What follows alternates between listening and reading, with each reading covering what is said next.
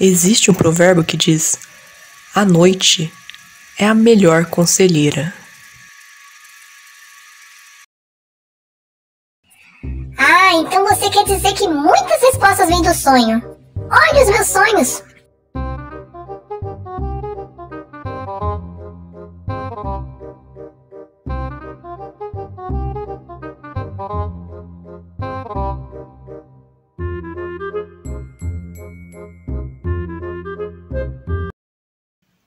Por isso é importante prestar atenção aos sinais do inconsciente. Para Freud, o caminho real que leva para o inconsciente passa pelo sonho. Por esta razão, uma de suas mais importantes obras é o livro A Interpretação dos Sonhos. Nele, Freud mostra que nossos sonhos não são meros acasos. Por meio dos nossos sonhos, nossos pensamentos inconscientes tentam se comunicar com o nosso consciente. Após longos anos de experiências acumuladas no trabalho com seus pacientes e também depois de ter analisado seus próprios sonhos, Freud afirmou que todos os sonhos são a realização de desejos. Em adultos acontece com frequência dos desejos a serem satisfeitos nos sonhos aparecerem disfarçados.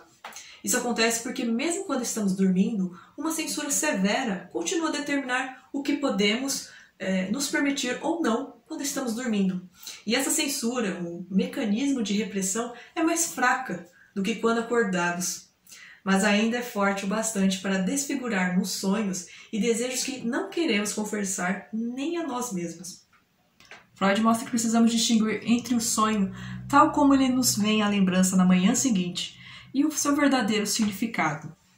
As próprias imagens oníricas, quer dizer, o filme ou o vídeo a que assistimos quando sonhamos, ele a chamou de conteúdo manifesto do sonho.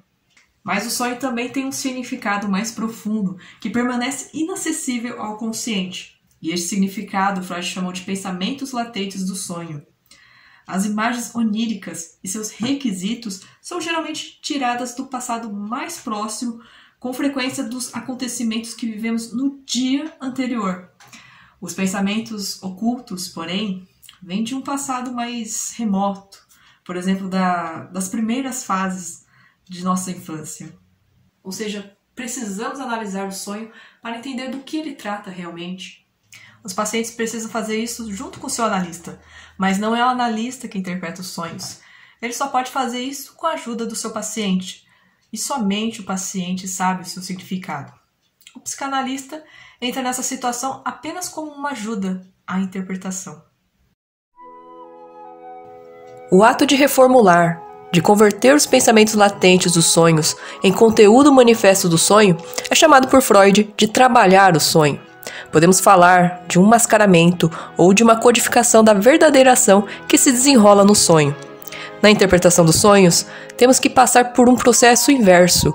Temos de desmascarar ou decodificar o verdadeiro motivo do sonho, a fim de podermos descobrir o verdadeiro tema do sonho.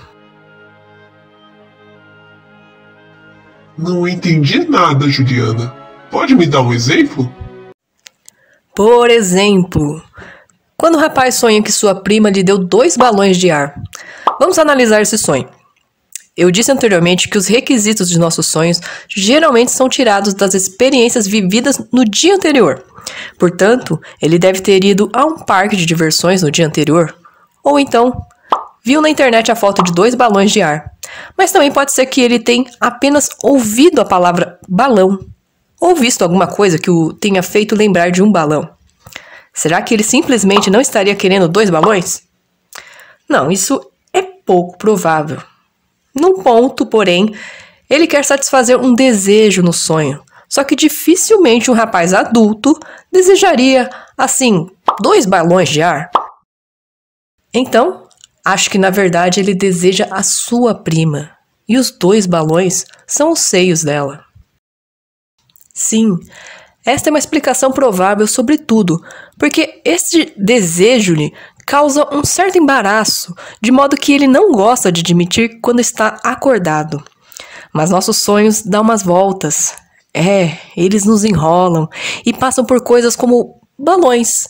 Uma cena sem sentido, mas cavucando cada vez mais a fundo, você encontra o porquê, o tema do seu sonho.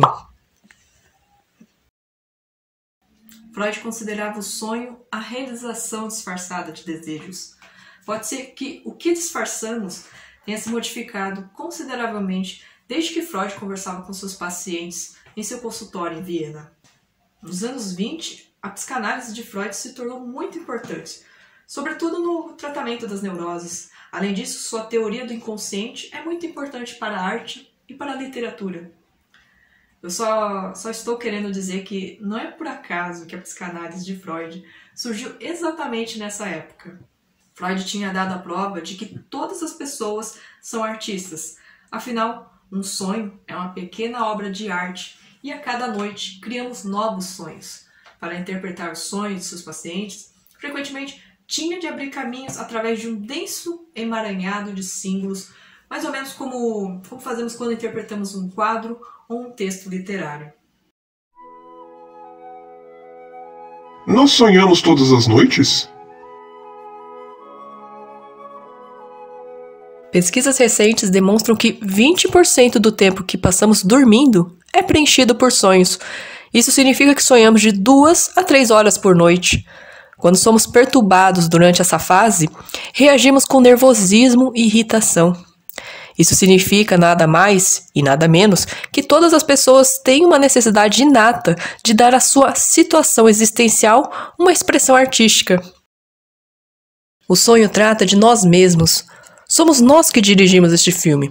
Juntamos tudo que compõe os seus cenários e requisitos e desempenhamos todos os papéis.